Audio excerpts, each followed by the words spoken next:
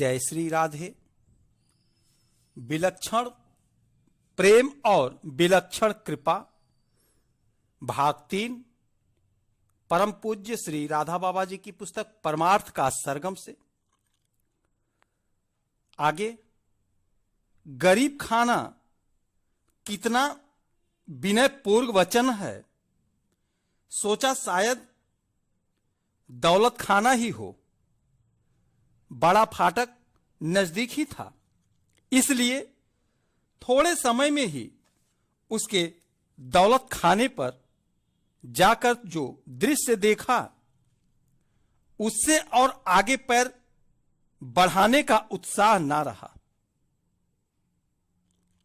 मनुष्य के चेहरे और वेशभूषा के साथ उसके निवास स्थान का संबंध कितना विपरीत हो सकता है, वह विषमता कितनी गहरी हो सकती है, यह स्वयं आंखों से देखे बिना कोई विश्वास नहीं कर सकता। विश्वास करने की बात ही नहीं, पर उस बात को जाने दें। अब मेरे मन में कुछ खलबली मची। बोला, यमुना तीर पर ही क्यों ना चलें? वहीं कहीं बैठकर हम बातचीत कर लेंगे। वह मेरे मन की बात समझ गया और तुरंत राजी हो गया। हम फिर यमुना तट पर आ गए और एक छत्तेदार चबूतरे पर बैठ गए। रेल का पुल निकट ही था। गाड़ी उस पर से होती हुई चली गई। वह व्यक्ति उसी ओर ताक रहा था। मेरा चित्त अब अस्थिर हो उठा। मैं बोला, अब कहें जो कुछ कहना हो। हां, कहता हूं साधु जी। मेरा एक लड़का है, वही एकमात्र लड़का है मेरा। आज 10-12 दिन से लापता है। यह सुनते ही मैं बोल उठा, पर मैं क्या कर सकता हूं? वह व्यक्ति अब मानो कुछ कातर स्वर में बोला, आप सब कुछ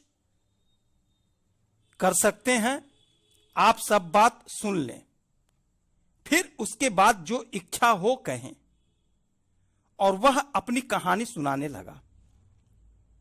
मेरे लड़के की कहानी बड़ी अजीब है। उसका स्वभाव बड़ा विचित्र था। हम लोग मुसलमान हैं, आप नहीं जान सकते। हम बादशाह की जात हैं। सुल्तान आलम के अमल से ही दिल्ली में हमारा बड़ा रोब-दाब रहा है।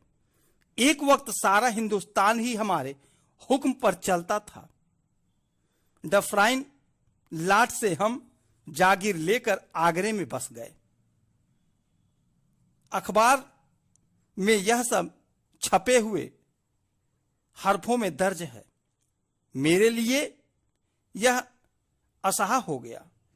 इस सब से छुटकारा पाने की आशा से मैं व्याकुल होकर प्रार्थना सूचक स्वर में बोला, दुहाई शहजादा साहब, अब अपने लड़के की बात।